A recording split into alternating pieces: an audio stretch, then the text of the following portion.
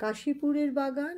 রাখাল, শশী ও master সন্ধ্যার সময় উদ্যানপথে পাদচারণ করিতেছেন। ঠাকুর পীড়িত, বাগানে চিকিৎসা করাইতে আসিয়াছেন। তিনি উপরে দ্বিতলের ঘরে আছেন, ভক্তেরা তাহার সেবা করিতেছেন।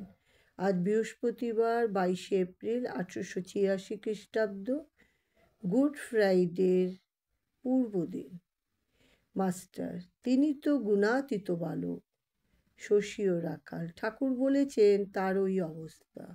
রাখাল: যেমন একটা টাওয়ার, সেখানে বসে সব খবর পাওয়া যায়, দেখতে পাওয়া যায়, কিন্তু কেউ যেতে পারে না, কেউ নাগাল পায় না।